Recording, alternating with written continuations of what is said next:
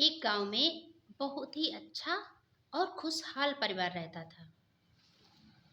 उस घर में दो बच्चे और उनकी बहुएं और छोटा बच्चे भी रहते थे। काफी उनके पास जगह जमीन भी थी और उनकी गाय बछड़े भी थे।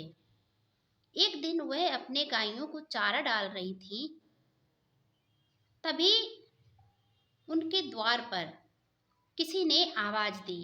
एक भिखारन ने आवाज दी कि माई, क्या कुछ खाने को मिलेगा?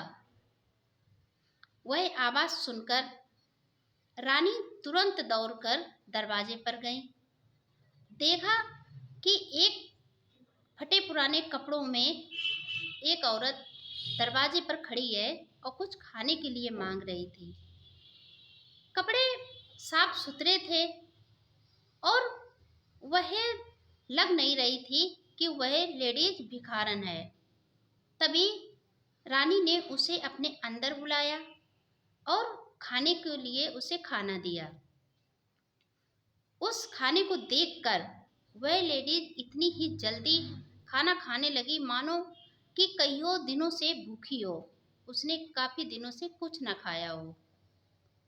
उसने जल्दी जल्दी खाना खाया। खाने खाते वक्त ना तो वो इधर उधर देख रही थी, सिर्फ उसका पूरा ध्यान खाने की तरफ था और वे मानो कि बहुत ही जल्दी अपना सारा खाना खत्म कर लेना चाहती थी।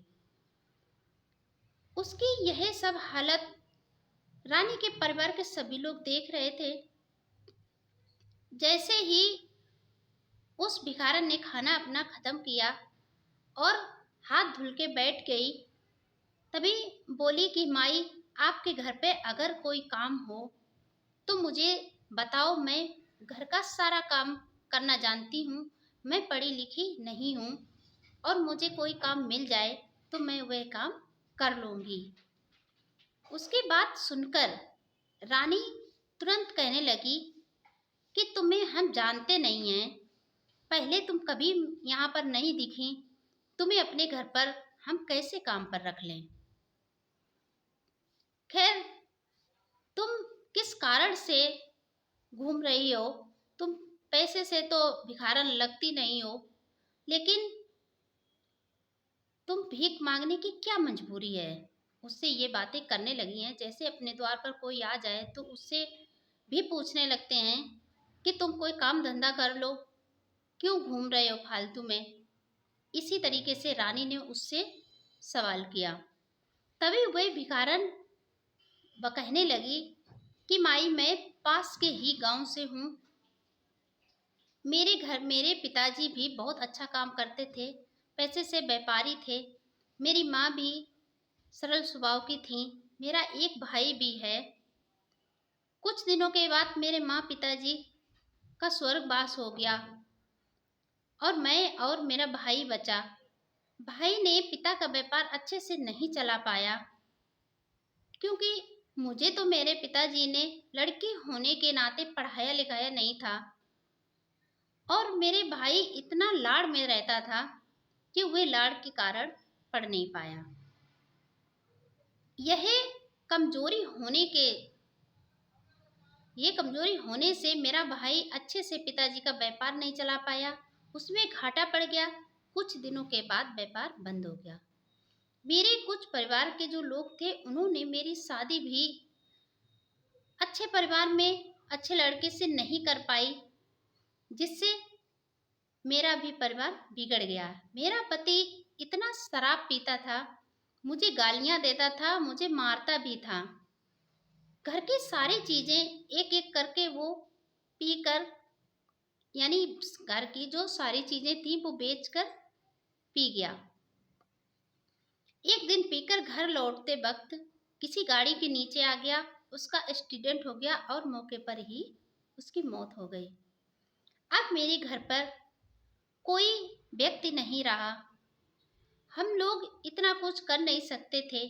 मेरे परिवार के जो लोग थे, सगे संबंधी थे, उन्होंने मेरी जो खेती बाड़ी थी, जो मेरा जो बचा था, उन्होंने हथिया लिया और मुझे इतना सताने लगे, मारने लगे, सुनाने लगे, मुझे घर से भी निकाल दिया।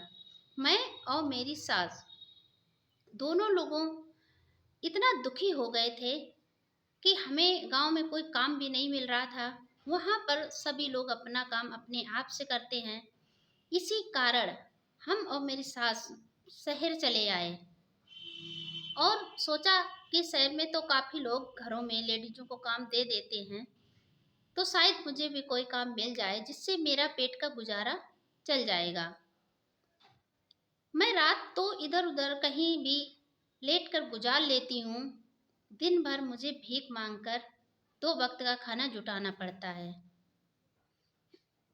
अगर आप मुझे काम दे दोगी तो मैं कभी आपको शिकायत का मौका नहीं देंगे और अपना काम ईमानदारी से करूंगी। उसकी कहानी रानी का पूरा परिवार साथ में सुन रहा था। सभी की आंखें भर आईं और वह रानी अपने परिवार की तरफ मुड़कर कहने लगी कि देखिए, शराब पीने से क्या होता है। सगे संबंधी किस तरीके का हाल करते हैं। अगर कोई परिवार कमजोर हो तो उसे सताने लगते हैं। परिवार अगर कमजोर हो तो उसके साथ में क्या सलूक होता है। बच्चे को ज़्यादा लाड़ प्यार में रखो तो वे बिगड़ जाते हैं। पढ़ाई न करने से क्या हालत होती है।